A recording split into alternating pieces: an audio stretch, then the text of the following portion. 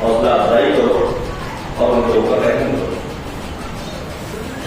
اس کا مختصر یہ ہے کہ ماہ رمضان سال میں ایک مرتبہ آتا ہے. 24 دن گزر گئے، 5-6 دن اور بچے ہوئے نہیں معلوم ہم میں سے کس انسان نے اتنا کیا حاصل کیا ماہ رمضان سے. بریانی صرف داری سارا فوکس. آپ نے دیکھا بعض نوجوان، میں کچھ ان کا نہیں کر رہا ہوں، بعض نوجوان وقت افطار اور وقت نماز مغرب اور عشاء نماز میں شامل نہیں ہوئے، افطار میں آ گئے تھے. گفتگو ہو رہی بڑی تعداد کی ایسے یوں تو ہے رمضان کی اسلام میں عورت ہے سب سے زیادہ ماہ رمضان کی فضیلت. اس ماہ میں چھا جاتی ہے اللہ کی رحمت، مسجد میں جماعت ہو تو مل جاتی ہے نفرت. جس طرح سے قرآن یاسین آیا ہے اس طرح مہینوں میں یہ ماہ رمضان آئندہ بس نہیں کرو مجھے نصیب ہو تو پھر کیا نصیب ہو. مراد ہوتا ہے 5 چیزیں پروردگار آخری نبی کی امت کو عطا کرتا ہے. پیغمبر کو خود فرمایا سب سے پہلے وقت نہیں ہے. جیسے ہی فرق فرمایا رمضان کا کام مقرر ہوا، پیغمبر فرماتے ہیں کہ پروردگار میری امت والوں پر اپنی نظر خاص کرتا ہے. اور اس پر پیاری نظر دے کہ قرآن مجید کو پڑھیے تو سوچ سمجھ کر چند آیات پڑھیے کہ ترجمے کرنا. 2 لفظیں قرآن مجید میں استعمال ہوئی ہیں دیکھنے کے لیے. ایک لفظ ہے نظر، دوسری لفظ ہے رؤیت. دونوں کے معنی دیکھنے کے ہیں. کیا پروردگار اللہ ہمیشہ کوئی خطیب ہے جہاں الفاظ کو بار بار سے بادلے کے طور پر استعمال کیا جاتا ہے؟ ارے الحمدللہ نہیں. پروردگار نے جس لفظ کو جہاں جہاں استعمال کیا ہے یقیناً کوئی نہ کوئی حکمت کے تحت ہے. تو کبھی لفظ نظر کو استعمال کیا ہے، کبھی پروردگار عالم نے لفظ رؤیت کو استعمال کیا ہے.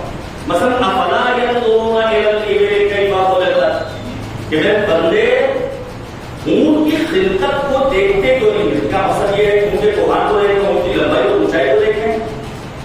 نہیں، بلکہ بغور دیکھیں تاکہ پروردگار عالم کی اس خلقت کے ذریعے خدا کی کیمیائی تک پہنچنے کی کوشش کریں. اور ایک لفظ ہو گیا جیسے رب موسیٰ نے کہا خدا تجھے دیکھنا چاہتے ہیں، لگ طرح کی نہیں کبھی دیدار نہیں ہو سکتا ہے.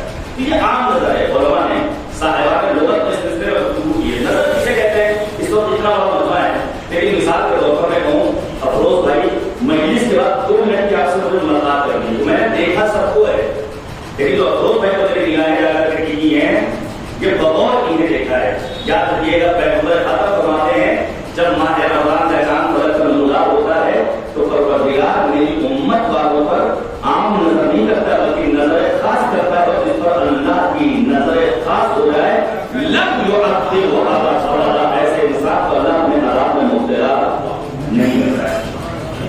ساری فضیلتوں میں ماہ رمضان میں حیرت ہے مجھے. دیکھیے میں اسی لکھنؤ میں اپنے بچے کی منزل سے گزار کر لوگ چلا گیا ایران اور گواہی کے وہ افراد جن کا یہاں اثر گزرا ہے. ایک دور وہ تھا 90s کی بات کر رہا ہوں جب ماہ مبارک رمضان میں کوئی ایک مسلم ہوٹل کھلا ہوا نظر نہیں آتا. دن برس میں مہمان اگر آ جائے اثر میں رہنے والے بچوں کے یہاں تو ذرا دشواری ہوتی کہ آپ کو کیا کھلایا جائے، ابھی کیا سوچتے ہیں. ماہ مبارک رمضان میں مسلم امت بریانی کے کاؤنٹر پہ آپ کو نظر آئے گی. ماہ رمضان کے دن کی بات کروں، شام میں تو آپ چلے جائیں چھوٹے ممالک کے سامنے تو واویلا ہے اور کوئی ایک کو بولنے والا نہیں ہے. بچوں نے دیکھا میں کرنا چاہتا ہوں تو 2 لفظوں میں عام انسان کسی گناہ کا مرتکب ہو علی کا چاہنے والا صرف اس تصور میں رہ کر کے کہ ہم مریں گے تو قبر میں مولا آئیں گے تو کیا مولا سب کے قبر میں آ جائیں گے؟ کیا کرے گا مغرب کے سلسلے میں پیغمبر خاتم نے فرمایا تھا انه لخشن فی ذات اللہ. جب معاملہ اللہ کا ہے تو علی محکم سیدھا غیر کی دیوار کے بعد پھر امیر المومنین کو طرفداروں کی کثرت کا اشتیاق نہیں رہے گا کہ چونکہ ہمارا چاہنے والا لہٰذا چھوڑ دیا جائے. امیر المومنین اپنے طرفداروں، اپنے فالوورز، اپنے پیروکاروں کی تعداد میں کثرت دیکھنا نہیں چاہتے. میں 2 مثالیں پیش کروں تاکہ اندازہ ہو جائے کہ اگر کوئی واقعی معنی میں امیر المومنین کا پیروکار ہے تو اس کے ہاتھ دین کی پابندی شرط ہے وہی. دین کی پابندی کا مطلب اللہ کے خود کا ہے تو ہمارا تھا وہ یرا کا ہے تو وہاں کا واجبات کو جاتا ہے نا محرمات سے اپنے آپ میں محفوظ رکھنا، یہ ہے دین کی پابندی. باقی مستحبات مقبولات کی اپنی جگہ. 2 نمونے تاکہ امیر المومنین کی عظمتوں کو آپ درک کر سکیں۔ ایک نمونہ ہے خلیفہ دوم اور ان کے بیٹے کے سلسلے میں۔ تاریخ میں کیا لکھا ہے؟ خلیفہ دوم کو جو ایک ایرانی ہے، فرد نے ٹارگیٹ کیا ہے تو شور ہوا تو یہ پکڑا جائے،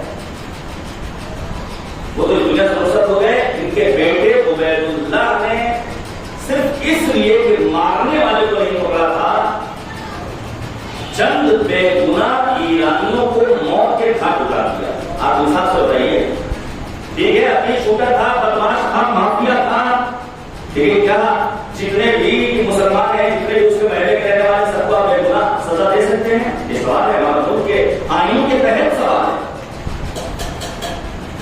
بے گناہ ایرانیوں کو قتل کر دیا عبید اللہ نے، کیا بے گناہ قتل کرنے والا بات ہو سکتا ہے؟ ٹھیک ہے خلیفہ کا بیٹا ہے، کیا لکھا ہے؟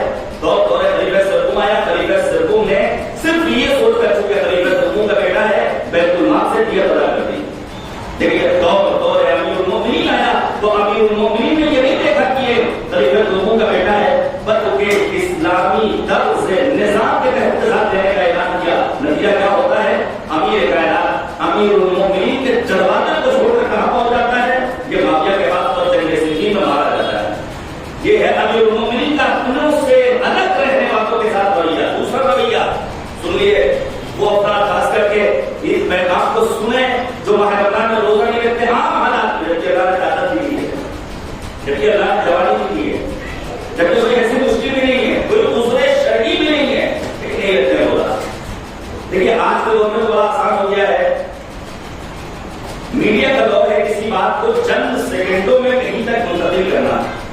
میڈیا میں بھی دائرہ بہت وسیع ہے، electronic media, print media, social media, پتہ نہیں کیا کیا چیز ہے، لیکن زمانے قدیم میں میڈیا کے نام پر کوئی چیز نہیں تھی۔ تنہا چیز جو میڈیا کے نام پہ تھی وہ تھی شعراء کی شاعری۔ کاش ہمارے سماج کے شعراء اشعار کی اہمیت کو سمجھتے تو کبھی ہماری محفلوں میں تنزل دکھائی نہ دیتا۔ جو شعراء کے اشعار ہیں، جو اس کا محتوا ہے، جو ان کا پڑھنے کا انداز ہے، جو محفلوں کا طرز ہے، وہ آپ کے پیش نظر ہے۔ امیر المومنین نے ایک چاہنے والا ہے جس کا نام ہے نجاشی، جو ہے شاعر، مولا کا قصیدہ کہتا ہے، لیکن مولا کو خبر ملی کہ ماہ مبارک رمضان میں میرے شاعر نے شراب پی۔ مولا کا شاعر امیر المومنین نے کہا 80 گھوڑے لگیں گے۔ مولا امیر المومنین کا چاہنے والا ہے، مولا کا طرفدار ہے، لیکن مولا کائنات کی زندگی کا درس ہے کہ امیر المومنین نے کبھی بھی اپنوں اور پرانوں کے درمیان کوئی فرق نہیں کیا ہے نظام الہی کو برقرار کرنے کے لیے۔ پھر مولا کہتے ہیں 80 گھوڑے ہی نہیں لگیں گے، بلکہ 20 گھوڑے مزید لگیں گے کہ اس نے ماہ رمضان کی غربت کو پامال کیا ہے۔ ٹوٹل کتنے گھوڑے ہو گئے؟ 100۔ البتہ روایت ملتا ہے امیر المومنین جب کسی کا ہاتھ چاندی کرتے تھے تو وصافات کیا کرتے تھے۔ امیر المومنین پسند نہیں کرتے تھے کہ کوئی مجرم ہماری بارگاہ میں پہنچے، حتیٰ جانے والا آتا تھا جرم کا اعتراف کر لیتا تھا، تب مولا کائنات کا جاری کرتے تھے۔ مولا صلی اللہ علیہ وسلم مولا آپ کا اپنا چاہنے والا ہے، آپ کا اپنا ماننے والا ہے، آپ کی شان میں قصیدے کہنے والا ہے، مولا بھائی ان کا معبود ہو۔ مولا کو 20 کم کر دیجیے، جو ماہ رمضان کی عورت شری کے سلسلے میں مانگا نہیں وہ بھی معلوم ہے۔ نتیجہ کیا ہوتا ہے؟ یہ بھی امیر المومنین کے در سے برات کیا کرتا ہے، مافیا سے برات ہوتا ہے، اپنی عاقبت کو برباد کر دیتا ہے۔ عزیزان گرامی یاد رکھیے گا، آج جو میں تذکرہ کرنے جا رہا ہوں اس زاویے سے ہمیں بات کو پہچاننا ہے کہ واقعی معنی میں کیا ہم اپنے وقت کے امام کے اصحاب و آباد و انصار کا شمار ہونے کے قابل ہیں یا نہیں۔ کہ میں نے سورہ بلد کی آیات کریمہ کی تلاوت اس میں معنی کہتا ہے تو مکان الذین آمنوا وتواصوا بالصبر وتواصوا بالمرحمہ اولئک اصحاب المیمنہ۔ جو صبر کی وصیت کرتے ہیں، جو اپنی وصیت کرتے ہیں، یہی اصحاب میمنہ ہے۔ قرآن مجید میں 2 لفظ استعمال ہوئی ہیں اصحاب کے سلسلے میں، اصحاب الیمین، اصحاب الشمال۔ اور جب میں نے مطالعہ کیا ہے تو مفسرین نے لکھا ہے یمین سے مراد ذات امیر کائنات امیر المومنین مولا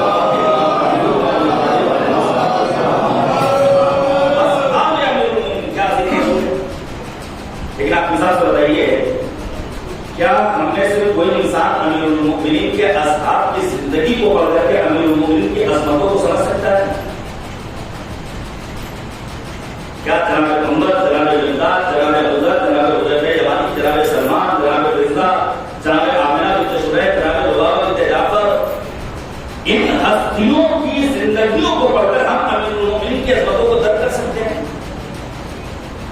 آنے والا ہے ابان کی ابن تغلب کے پاس کون ہے؟ ابان چھٹے کام حضرت امام جعفر صادق علیہ شاگرد ہے، اور آنے کے بعد حضرت سلمان کے بارے میں بتائیے، ملاد کے بارے میں بتائیے، کمر کے بارے میں بتائیے. مولانا نے اس موقع پر ابان کی ابن تغلب کے شاگرد کو اس موقع پر اس آنے والے سے پوچھا کیا تم ان اصحاب کی زندگیوں کے ذریعے امیر المؤمنین کی عظمتوں کو سمجھنا چاہتے ہو؟ ممکن نہیں ہے. امیر المؤمنین آپ کیا دیکھیے گا، اگر آپ کو آفتاب کی حقیقت کو سمجھنا ہے تو شعاؤں کو دیکھ کر آپ آفتاب کو نہیں سمجھ سکتے، بلکہ آفتاب کو سمجھنے کے ذریعے ان شعاؤں کی عظمتوں کا آپ کو ادراک کرنا پڑے گا.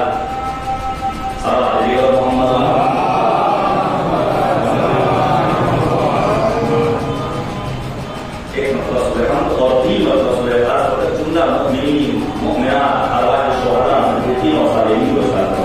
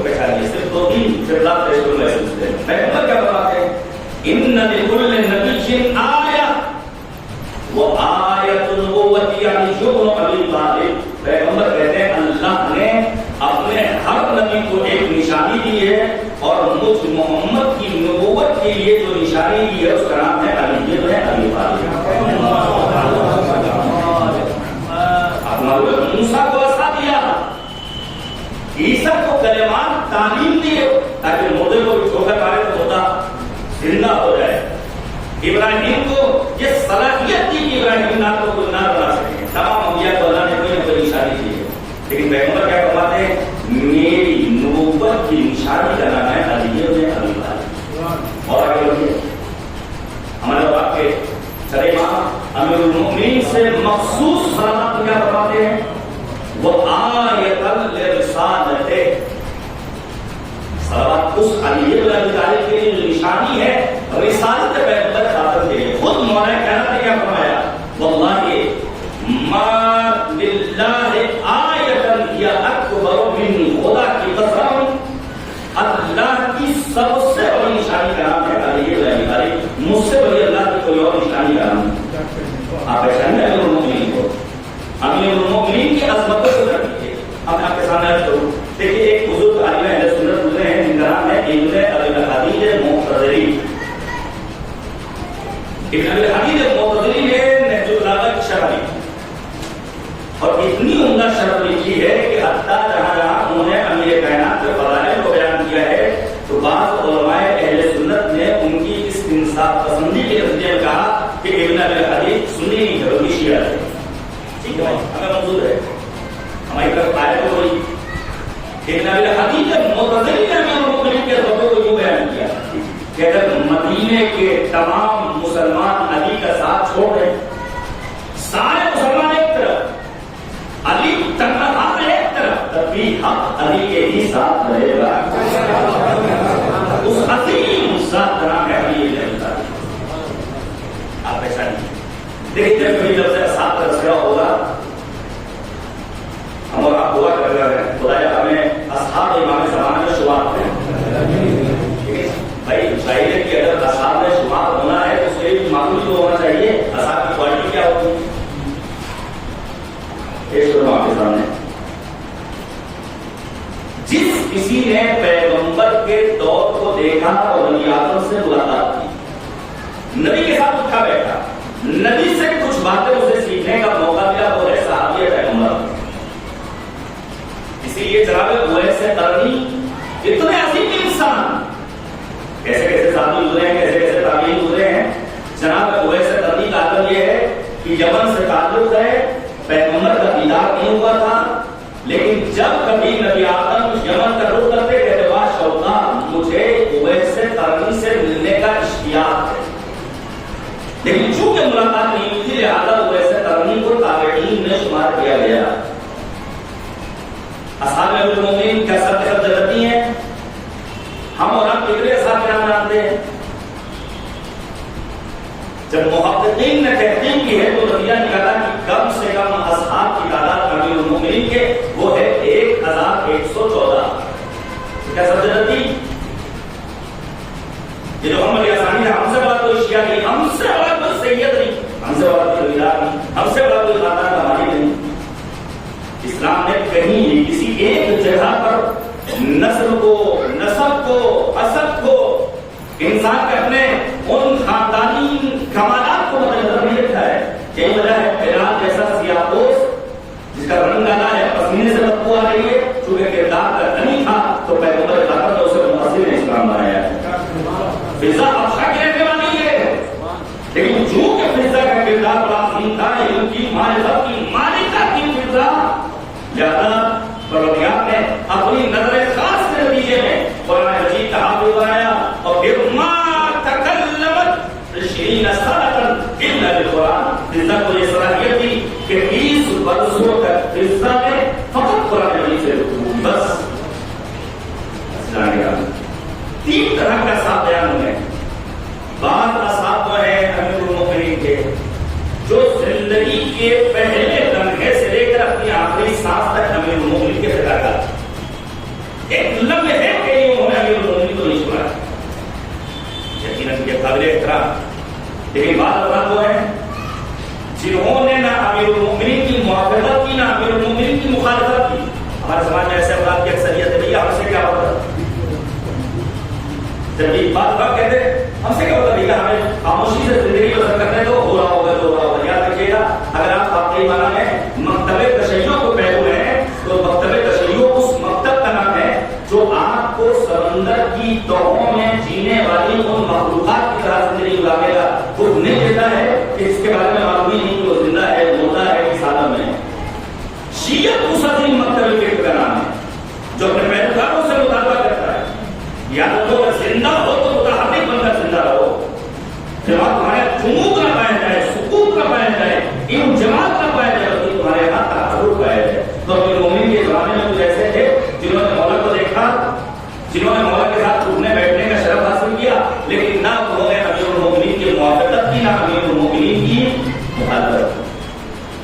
تیسرا گروہ کون سا ہے؟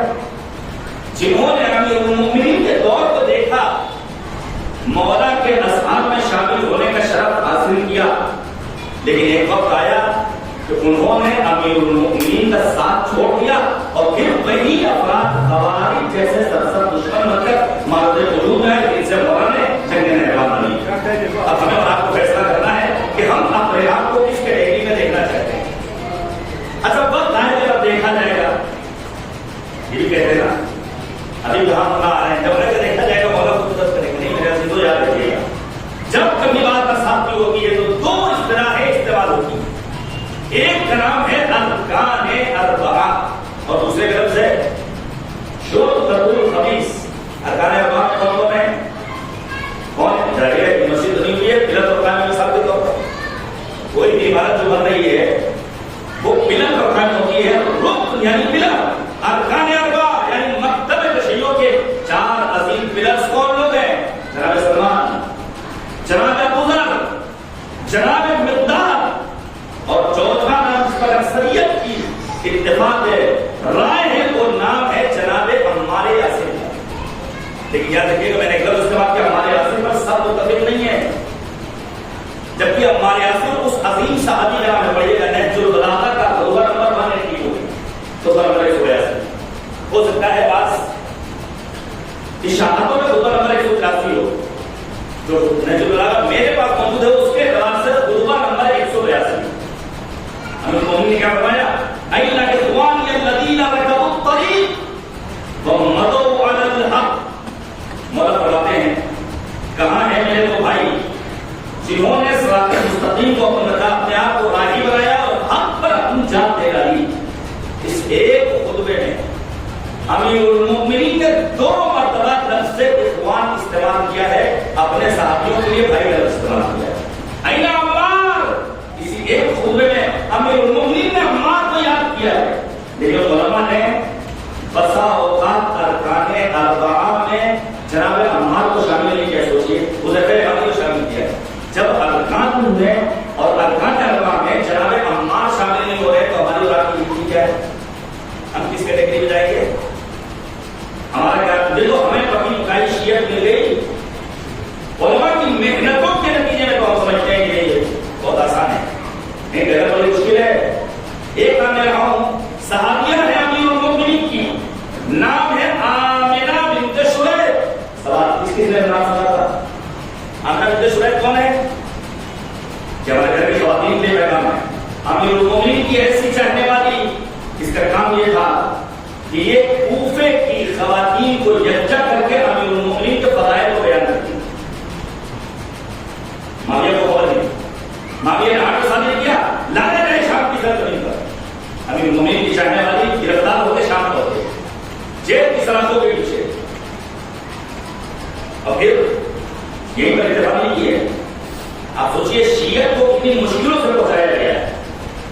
معاویہ کہتا ہے اس کے شوہر کو لایا جائے، ان کا شوہر پکڑا گیا، لایا گیا جو مولا کا چاہنے والا ہے، سرودن میں جدائی کی بغیر کچھ پوچھے ہوئے، بغیر کوئی بات کیے ہوئے فوراً سرودن میں جدائی۔ اور پھر معاویہ کہتا ہے جب آمنہ بنت شریح جیل میں سو رہی ہو تو ان کے شوہر کا سر آمنہ کی آغوش میں جا کر رکھا، تو یہ خاتون سے اس پر سو رہی ہے، ادھر معاویہ کے افراد نے جا کر کے سر کو ان کے آغوش میں رکھا ہے، جب بیدار ہوئی ہے تو بھاری بھرکم چیز محسوس کی، جیسے ہی نظر پڑی بے ہوش ہو گئی، اور جب ہوش میں آئی ہے سلام کیجیے امیر المومنین کی سچی چاہنے والی صحابیہ جناب آمنہ بنت شریح کو فوراً زندہ باد کو خطاب کرتی ہیں، آواز دے جا کر کے اپنے آقا اپنے مولا معاویہ سے کہہ دینا کہ اگر وہ یہ سمجھتا ہے کہ ان حرکتوں کے ذریعے میرے مولا، میرے آقا، میرے سید، میرے سردار کی محبت میرے دل سے باہر نکال دے تو ممکن نہیں ہے، اتنے ختم کر ڈالو اپنی محبت ہمارے دلوں سے نکال باقی مطلب نہیں ہوئی ہے، پرانی بات کیا ہے۔ حتیٰ جب امیر شام کہتا ہے آمنہ کو آزاد کر دوں تو میرے ساتھ تمہارا رویہ کیا رہے گا؟ کیا مطلب کیا احسان مند نہیں ہو؟ کیا تمہارے اوپر میرا احسان نہیں ہوگا؟ کیا کہا ہے آمنہ نے؟ آمنہ علی کی سچی چاہنے والی برجستہ کہتی ہے میں مالک نے مجھے آزاد پیدا کیا تھا، تمہارے ظلم نے مجھے اپنا اصلی بنا لیا، تمہارا اس پہ کون سا کمال ہے؟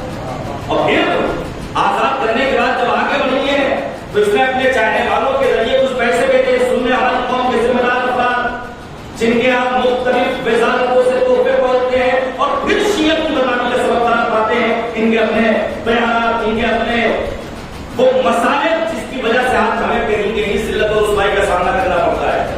کسی کو بھی اگر آپ کو آزمانا ہو تو بڑا آسان ہے، تو یہ گفٹ بیگ دے دیجیے، بڑا آسان. کیونکہ اگر کائنات میں فرمایا تھا ایک دور وہ آئے گا جس دور میں رشوت کو ہدیے قرار دیا جائے گا. بڑے بڑے تحفے پہنچ رہے ہیں، آپ کو پتا ہے. اب بولیے کہیں خبردار حکومت کے خلاف نہیں ہوگی. اور باتیں کا دور کیسا بنا دیا گیا ہے؟ دور وہی دور ہے جو فرعون کا دور تھا، جہاں اس دل کا کارخانہ بنایا جا رہا ہے. لیکن یاد رکھیے جتنا ہمارا وہ خبر نہیں ہم کو اجازت دیتا ہے اتنا تو ہمیں ہونا چاہیے، تاکہ ہم بتا سکیں ہم زندہ قوم ہیں، ہم امام اعظم امیر المؤمنین کے چاہنے والے ہیں. ہمیں یہ ظلم و ستم، یہ موت، یہ شہادت، یہ مشکلات، یہ مسائل، یہ مہنگائی، یہ کوئی چیز ہماری یہاں میں دوبارہ کرنے والی نہیں ہے. آپ رجوع کیجیے گا. مافیا نے پیسے بھیجے ہیں. عامرہ بنت شریح کہتی ہے مجھے حیرت ہے وہ مافیا جو پہلے مجھے زندان میں ڈالتا ہے، پھر میرے شوہر کے سروکر میں جدائی کرتا ہے، پھر مجھے لعنت دینے کے لیے میرے پاس پیسے بھیجتا ہے. وہ سن لے کہ کسی ایک لمحے پر عامرہ بنت شریح امیر المؤمنین علی بن ابی طالب کا ساتھ چھوڑ کر مافیا کی طرف آنے والی نہیں. اتنی زحمت ہوئی ہے، اتنی مشکلات برداشت کی ہیں. ایک لفظ ہے ارکان ہے اربعہ، اور میں پھر گزارش کروں گا اپنے نوجوانوں سے، بزرگوں سے بہتر ہے اپنے جوانوں سے، اس وقت تک آپ اپنے کسی زندگی کے مشن میں کامیاب نہیں ہو سکتے ہیں جب تک آپ ایک ذمہ دار عالم کا ہاتھ نہ تھام دیں.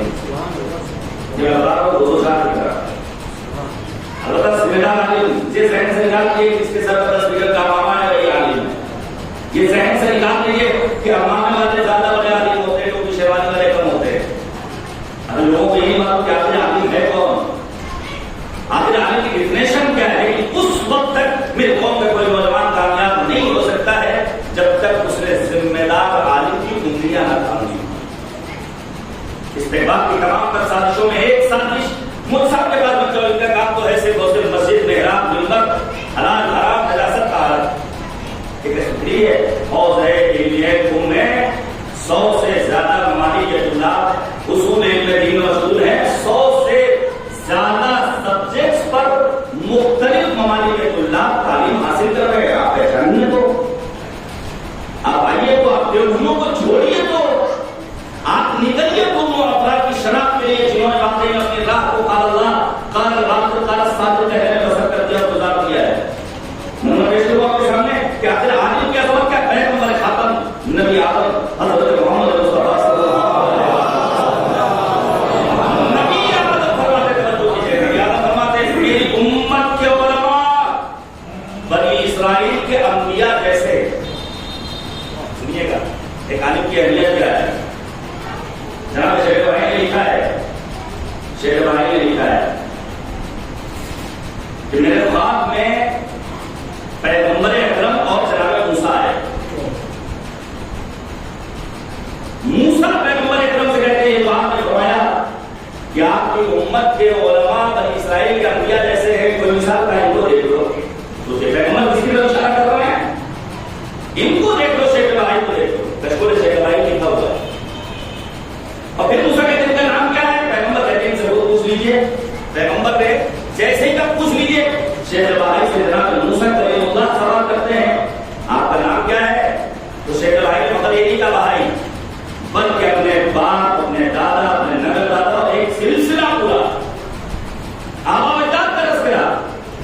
جناب موسیٰ پیغمبر سے کہتے ہیں کچھ خاص بات نہیں ان کے اندر، میں نے ان سے نام پوچھا تھا، انہوں نے پورا سلسلہ نسب پیش کر دیا. پیغمبر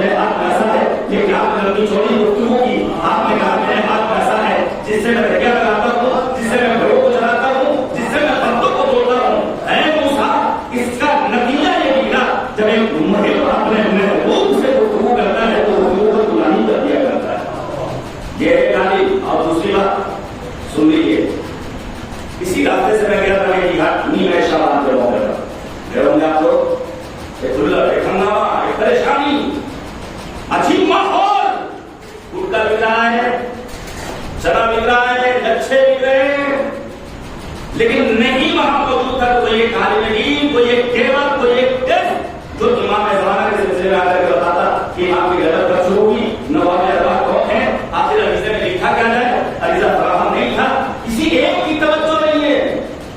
ہاں شیخ اپنے عمران ہے عریضے میں اگر فرقت کی ساری داستان لکھوں سورت اٹھے گا دریا آ جائے گی پانی میں۔ رشتوں کے سامنے صرف امام زمانہ زندہ نہیں ہے، جتنے ائمہ ہیں سب زندہ ہیں، یہ ہمارا عقیدہ ہے۔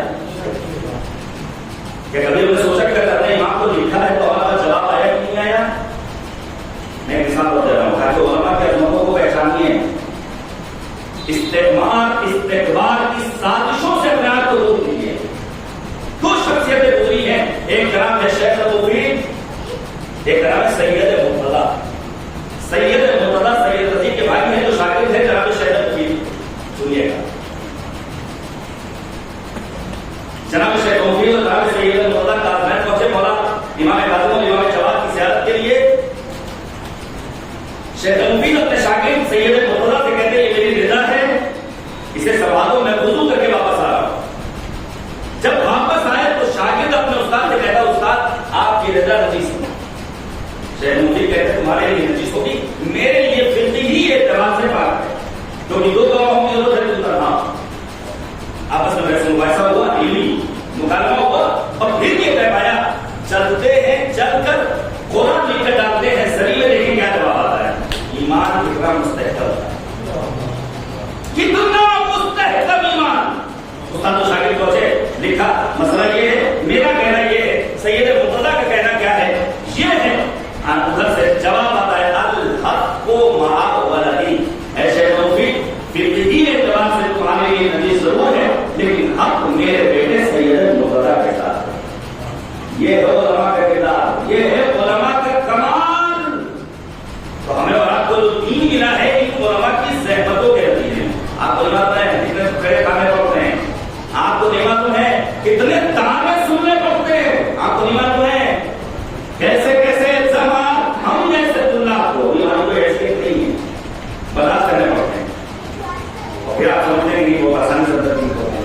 میں صرف ایک صحابی کا تذکرہ کروں گا اور پھر آپ دیکھیے کہ آخر کس قسم کے اصحاب گزرے ہیں۔ ایک لفظ ارکان اربعہ، دوسرا لفظ شورب قبول خمیس۔ کسی بھی لشکر کے 5 حصے ہوتے ہیں، مقدمہ، میمنہ، میسرہ، قلب لشکر ذخیرہ۔ امیر المومنین نے فرمایا انت وابوک بالشرطۃ الخمیس، تم اور تمہارے باپ شرطۃ الخمیس میں سے ہیں۔ یہ کون سے لوگ تھے جنہوں نے امیر المومنین سے کہا مولا آپ میری جنت کی ضمانت دیجیے۔ کسی کی ہمت نہیں ہے کہ وہ آپ کی نظر اٹھا کر دے سکے، ہم جان دے دیں گے لیکن آپ پر آنچ نہیں آنے دیں گے۔ شرطۃ الخمیس، تو ہمیں ارکان اربعہ میں اطلاع پڑا ہے، شرطۃ الخمیس میں شمار ہوا ہے، تو ہمیں اصحاب کی زندگیوں کا مطالعہ کرنا پڑے گا۔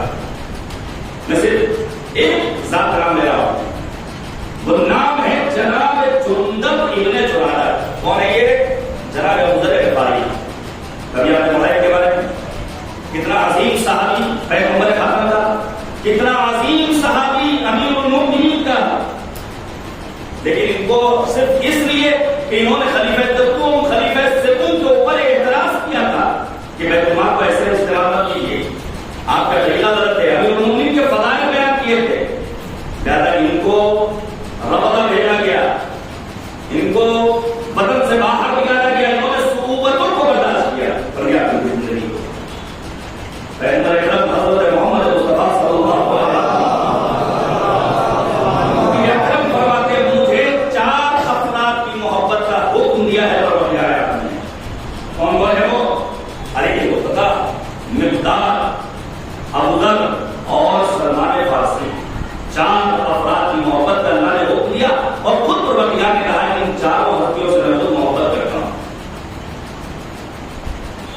جناب ابوذر جب رضا گئے ہیں تو ابو المؤمنین فرماتے ہیں اے ابوذر تم نے خدا کے لیے غصہ کیا۔ میں غصہ کبھی انسان اپنے نفس کی تسکین کے لیے کرتا ہے، جو معاملہ ہم اپنے گھروں میں کرتے ہیں، اپنے بچوں پر کرتے ہیں، اپنی بیوی پر کرتے ہیں، جو معاملہ اپنے والدین پر کرتے ہیں، جو اپنے پڑوسیوں کے ساتھ کرتے ہیں، جو اپنے رشتے داروں کے ساتھ کرتے ہیں، یہ غصہ انسان کے اپنے تسکین نفس کے لیے ہوتا ہے۔ لیکن جو غصہ خدا کے لیے ہوتا ہے وہ غصہ کون سا ہے؟ جو ابو ذر نے کیا تھا، وہ غصہ جو امام خمینی نے کیا تھا جب سلمان رشدی کے قتل کا فتویٰ دیا۔ پھر امیر المومنین فرماتے ہیں کہ اپنی محبت کا مرکز ذات پروردگار کو قرار دو، اپنی مرکز امید ذات پروردگار سبحانہ کو قرار دو، اس کے لیے تم نے غصہ کیا ہے۔ زیادہ جناب ابو ذر کی سب سے عظیم صفت وہ ہے آپ کی عقل مندی، وہ ہے آپ کی تیز ہوشی۔ جناب ابو ذر نے کبھی ایک لمحے ایک کے لیے شرک اختیار نہیں کیا ہے، اس لیے آپ کو شہر خلد اسلام کا خطاب ملا ہے۔ جب اسلام نہیں تھا اس وقت بھی جناب ابو ذر واحد تھے۔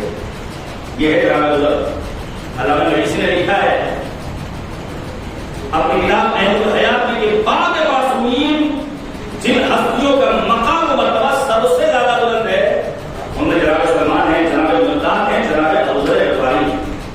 اپنے علم کے اعتبار سے، اپنے تقوی کے اعتبار سے صرف عصمت کا وہ درجہ نہیں ملا ہے جو معصومین علیہ السلام کو ملا ہے۔ جناب ابو ذر اللہ نے ایک لمبی وصیت کی، حتیٰ چند ایک باروں کے علاوہ دو وصیت ہے، چند ایک خطاب پیش کروں گا اور پھر یہ بچوں کے سارے سوال میں بھی سے میرا ایک سوال ہے پھر تاکہ ذہنوں کو آپ ذرا سا اپنے ٹٹولیے اور دیکھیے سماج میں ہو کیا رہا ہے۔ فرض کیجیے میرے والد کا انتقال جون کے مہینے میں ہوا اور دسمبر میں میرے ابا کے خمس نکالنے کی تاریخ تھی۔ خمس نکالنے کی تاریخ سے پہلے میرے والد کی دنیا سے گزر گئے۔ یہ جو 5-6 مہینے میرے ابا زندہ رہے ہیں، اس مدت کا خمس ان کے اوپر واجب ہوگا یا نہیں؟ اگر ہوگا تو کتنے لوگ نکالتے ہیں آپ کے انتقال کے بعد؟ تو کتنے بیانی میں لگ جاتے ہیں، ہوتا تو چپک جاتے ہیں۔ اور آگے بڑھیے، میرا سوال ہے میرے باپ اس دنیا سے رخصت ہوئے اور انہوں نے شادی کے بعد میری ماں یعنی اپنی زوجہ کو حق مہر نہیں دیا تھا، تو کیا میراث پہلے تقسیم ہوگی؟ نہیں، پہلے حق مہر ادا کیا جائے گا۔ کتنے لوگ اس کی پابندی کرتے ہیں؟ کتنے لوگ پابندی کرتے ہیں؟ وصیت کے سلسلے میں ہمارے یہاں کتنی معلومات ہیں، کتنے لوگوں نے وصیت لکھی؟ جبکہ پیغمبر فرماتے ہیں من مات بلا وصیت فقد مات میتۃ جاہلیہ، جو مر جائے اور اس نے اپنی وصیت نہ چھوڑی ہو اس کی موت جاہلیت کی موت ہے۔ کتنے لوگوں نے لکھا ہے وصیت؟ اور پھر وصیت کا حق ہے، کیا کسی کو یہ حق ہے کہ وہ اپنے بلندھڑ میں وصیت کر دے کہ بھیا یہ ہمارا بیٹا ہے اس کو زیادہ دیا جائے؟ بلا سبب فرق کو نہیں دیں گے، بلا سبب یہ وصیت کے احکام ہمارے سماج کے اندر عمل نہیں ہوں گے، یا پھر طریقہ کا جو چیپٹر ہے، اتنا بڑا جو بات ہے، اس پر علماء آ کر کے کب گفتگو کرے گا؟ معلوم ہے خاندانوں اور بھائیوں کا مین مدعا اور مرکز یہ ہے کہ ہمارے بزرگوں نے یہ وصیت نہیں کی، یا اگر کی ہے تو غلط وصیت کر کے چلے گئے ہیں۔ لہٰذا میں گزارش کروں گا وصیت لکھیے، لیکن تنہائی نہیں بلکہ ایک ذمہ دار کسی جانکار عالم کی ماہیت پر بیٹھ کر وصیت لکھیے تاکہ مشکل پیش نہ آئے۔ پیش کروں آپ کے سامنے آنے والا ایک جوان آتا ہے مرحوم آیت اللہ العظمیٰ سید محمد رضا قطبانی کے پاس، اتنا عظیم مرجع، کیا یہ میرے ابا کی وصیت ہے؟ ہم نے کئی بار پڑھا لیکن کچھ سمجھ نہیں آیا، آپ کو بتائیے لکھا ہے۔ جب روز گزر گئے پھر آ کر کے کچھ سمجھ میں آیا، وہ کہتے ہیں میں آیت القرآن مرجع تقلید فقیہ مجتہد جامع الشرائع کیا کہتے ہیں، میں نے کئی بار پڑھا لیکن مجھے کچھ نہیں سمجھ آ رہا ہے کہ آپ کی وصیت میں لکھا گیا ہے۔ لہٰذا وصیت لکھتے وقت کسی ایک جانکار کو ساتھ میں بٹھا لیے، صرف وصیت بینک بیلنس زمین جائیداد پراپرٹی کے سلسلے میں وصیت نہیں ہونی چاہیے، بلکہ دین کے اصول کی پابندی کے سلسلے میں بھی اپنے بچوں کو وصیت کے اختیار دینا چاہیے، جو امیر المومنین نے فرمایا ہے۔ میں آپ کے سامنے عرض کر رہا ہوں کہ جناب ابو ذر کو جو پیغمبر کا وصیت بڑی پرانی ہے، بڑی پرانی وصیت ہے پیغمبر سے، جو جناب ابو ذر نے روایت کی ہے، انا اوصانی رسول اللہ، مجھے رسول خدا نے وصیت کی، ان انظر الی من هو دونی ولا انظر الی من هو فوقی۔ دیکھو کیا ابو ذر کہتے ہیں، یہ بات کو ختم کر دوں گا۔ ابو ذر کہتے ہیں میرے پیغمبر نے وصیت کی کہ اے ابو ذر ہمیشہ مادی چیزوں میں اپنے سے ماتحت باتوں کو لینا، اپنے سے ماتحت باتوں کو نہ دیکھنا۔ کیا مطلب؟ یعنی اگر ہمارا گھر 1000 اسکوائر فٹ پر بنا ہوا ہے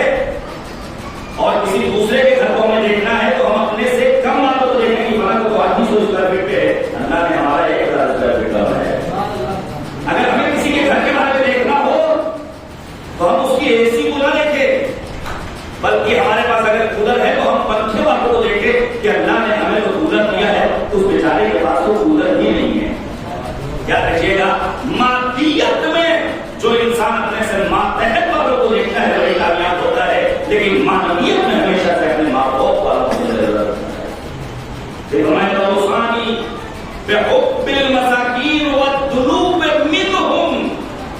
میرے پیغمبر نے مجھے وصیت کی ہے کہ مساکین سے محبت کرنا اور ان کے پاس اٹھنا بیٹھنا.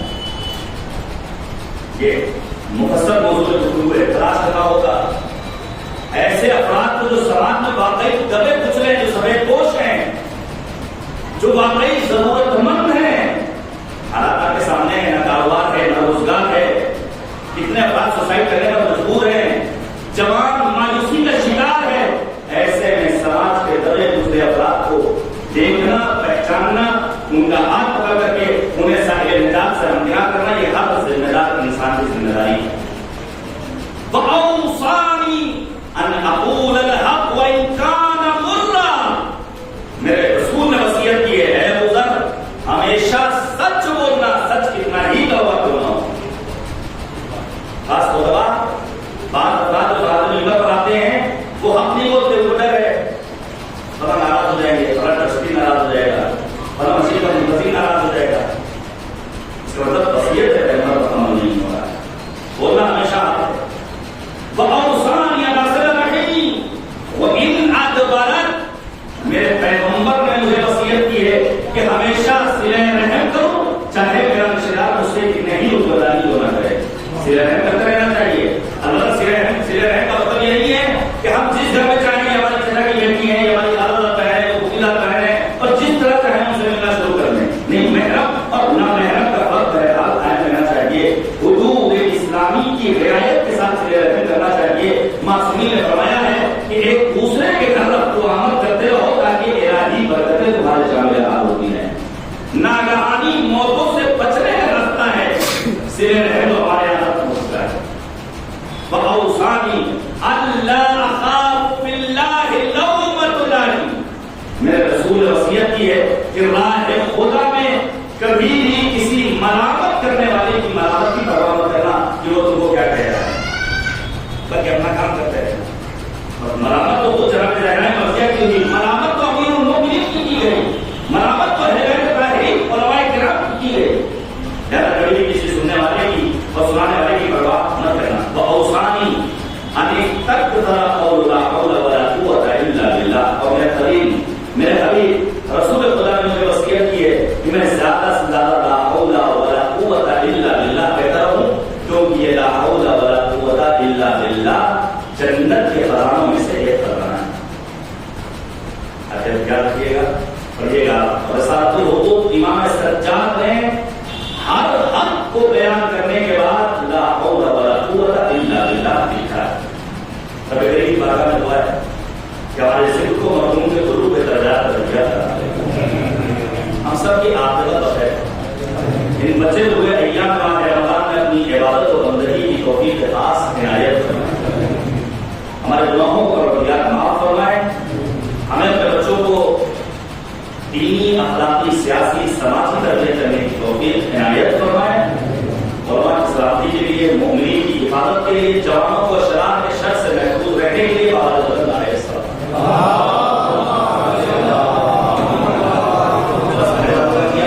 بہت ساری باتیں تھیں جو رہ گئی. صرف رد مسائل کے لیے بہت گزارش کروں گا کہ مجلس اور مجلس کا جو اصل حصہ ہے وہ ہے کہ جو ہمارے یہاں خیرات شاید مدارس کی کثرت ایک سبب زیادہ گوشت کھانا بھی ہو سکتا ہے. جب انسان زیادہ گوشت کھاتا ہے تو انسان کا دل روایات کہتی سخت ہو جاتا ہے. یہ کم ہو گیا ہمارے مدارس میں. جبکہ معصوم کیا فرماتے ہیں، جب کبھی ہماری مصیبت کا تذکرہ ہو تو ایسے ہو جیسے کوئی ماں کے سامنے اس کے جوان کا جنازہ رکھا ہو. جیسے رمضان گزر رہا ہے تو امیر المومنین امام حسن رخصت کرنے کی آگے بڑھے. حتیٰ لکھا ہے علماء نے امام حسن مجتبی کی پہلی خطابت اسی موقع پر ہے جب جناب ابوذر رضی اللہ عنہ ہے. اور یہ جناب ابوذر کا فرمان ہے کہ رمضان میں دنیا سے رخصت ہوئے وہیں دفن کیے گئے اور اس کی برکتیں آج بھی لوگوں کی سرزمین پر نظر آتی ہیں. ابن عبداللہ جیسی عظیم الہی فوج نظر آ رہی ہے. یہ صدقہ ہے جناب ابوذر کے کردار امام حسن میں. جب جناب ابوذر رفع یعنی واقعہ ہو رہا ہے مسلسل دیا کر رہے عشق امیر المومنین کیا کہنا. ان کی زوجہ نے سوال کیا کون ساتھ میں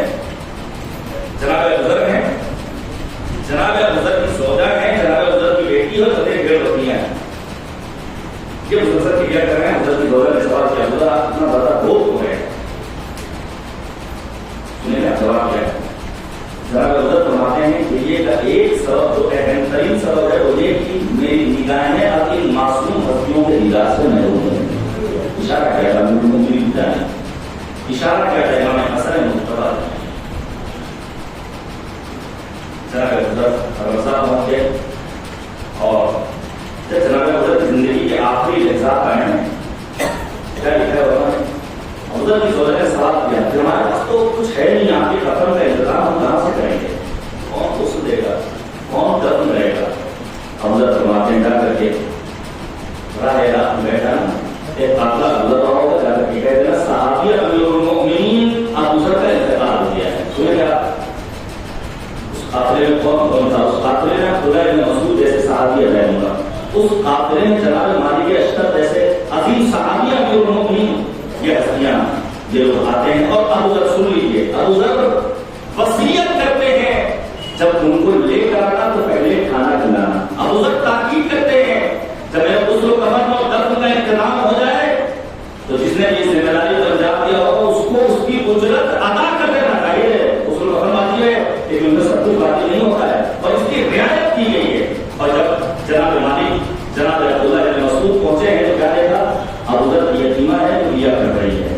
انہوں نے وقت تسلی دی اور یتیمہ ابو ذر سے انہوں نے یہ فرمایا پریشان نہ ہو، ہمارے ساتھ کوفے چلنا، وہاں کائنات کا امیر علی بن ابی طالب موجود ہے. ابو ذر کتنے خوش قسمت ہو گیا ہے تمہاری بچی کو اجازت دینے کے لیے مالک اشتر جیسے صحابی امیر المؤمنین موجود ہے. ذرا آ کر دیکھو میدان کربلا میں بعد شہادت حسین بن علی 4 برس کی عمر یتیمہ ہے. رخسار کرنے والے دروازے ہیں، باپ کی شہادت کے بعد تاکیانوں سے اذیت نہیں پہنچائی جاتی ہے. سوائے ہمیں امیر المؤمنین کے دو جملے اور سن لیجیے، خدا ہمارے بزرگوں کو سلامت رکھے. پروردگار مرحوم مظہر صاحب جواب رحمت پہ چڑھا دے. نہایت خوش مزاج انسان تھے، خاموش سکوت رکھنے والے انسان. اس ذکر کے صدقے میں اللہ کی قدر پر بات کا رہنا آدمی میرے دو جملے سن لیجیے. امیر المؤمنین فاتح خیبر فاتح خندق وہ امیر المؤمنین جو 32 ٹن کے دروازے کو اپنے ہاتھوں سے اٹھا لیا کرتے تھے. جب امیر کائنات کو ضرورت لگی ہے تو لکھا ہے علماء نے امیر المؤمنین مسجد میں 2 قدم اٹھا کے نہیں رکھائے ہیں. امیر المؤمنین کو امام حسن نے امام حسین نے یہیں پر رکھا ہے. لے کر کے صاحب کے ہمراہ آگے بڑھے ہیں لیکن جب گھر آگے بڑھا تو امیر المؤمنین نے فرمایا حسن حسین میرے ساتھیوں کو واپس بھیج دو، میں پیدل جانا چاہتا ہوں. کیوں؟ مولا فرماتے ہیں مجھے معلوم ہے اگر مجھے اس عالم میں میری بیٹی زینب کو تم سب نے دیکھ لیا تو برداشت نہ ہوگی. ضرورت لگنے کے بعد حسن نے گریہ کیا، امیر المؤمنین نے خاموش کرایا. حسین نے گریہ کیا، امیر المؤمنین نے خاموش کرایا. لیکن جب مولا کائنات گھر میں پہنچے ہیں تو کیا دیکھا؟ زینب گریہ کر رہی ہے، باہوں کو بٹھا دیا. امیر المؤمنین نے زیادہ گریہ کیا، مولا آج آپ نے اپنی بچی کے غم میں شریک ہو کر کے آنسو بہائے ہیں، لیکن بعد شہادت حسین سکینہ ہے جو گریہ کرتی ہے تو پابندی آیت کی جاتی ہے. امیر المؤمنین بستر پر ہے. حسن مجتبیٰ نے طبیب کو بلایا ہے، مسافر جملے ہیں، طبیب آیا ہے، آلات طبابت کو سنبھال کے اس نے رکھ لیا. امام حسن نے سوال کیا بھیا ہے تو ہے میرے بابا کی؟ کہا کوئی امید نہیں محنت سے کہ یہ وصیتیں کرنا شروع کریں. کوئی راستہ؟ کہا ایک راستہ ہے، اگر مولا کو دودھ مل جائے تو شاید کوئی دن کی حیات ہو جائے. وہ امیر المؤمنین جو سب کی تاریخی میں کوفے کی گلیوں میں نکل کر کم سے یتیموں کو دودھ پلایا کرتا تھا، اس کے دروازے کے باہر ننھے ننھے کم سے یتیم بچے ہاتھ میں دودھ کا کاسا. حسن مجتبیٰ آگے بڑھے، اندر گھر میں داخل میں کیا دیکھا؟ مولا دنیا میں نہ ہے کرنا استرجاع انا للہ و انا الیہ راجعون. امیر المؤمنین کے جانے سے فقط حسن و حسین یتیم نہیں ہوئے، کائنات یتیم ہو رہی تھی. فقراء و یتامى مسکین اور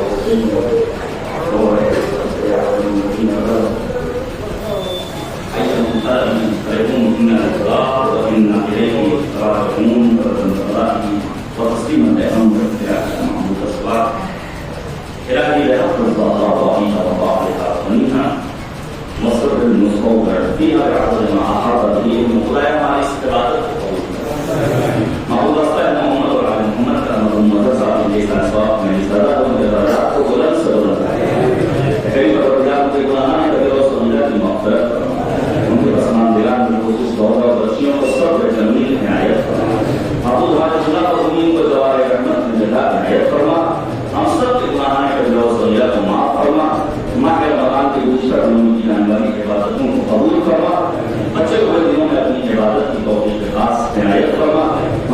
علماء سے بھی لینے کی توفیق عنایت فرما.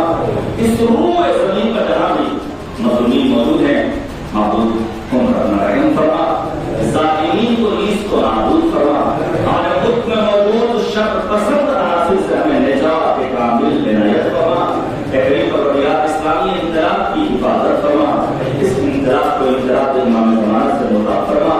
جملہ مومنین, علماء, فاضل, واعظین, فقراء, شعراء, ذاکرین, مراد اعظام بالخصوص رہبر معظم انقلاب آیت اللہ علیہ آمین مرد علی قدر آیت اللہ علیہ سستانی سید مقابلت جناب سید حسن نصر اللہ کو طول عمر بابرکت عنایت فرما. ابو بکر محمد اور آل محمد کا کریم پروردگار ہم سب کو مکہ و مدینہ, نجف و کربلا, اسلام آباد و کابل و خراسان و تم کی زراعت سے مشرف فرما. آپ ہمارے مات کو اس لاجک بنا دے کہ امام ہمیں اپنے عوام انصار شمار فرمائے. ربنا تقبل منا انک انت السمیع العلیم. گزارش ہے کہ اور 3 مرتبہ سورۃ توحید پڑھ کر مرحوم جناب سید مظہر حسین جن جناب مرحوم سید ظفر حسین صاحب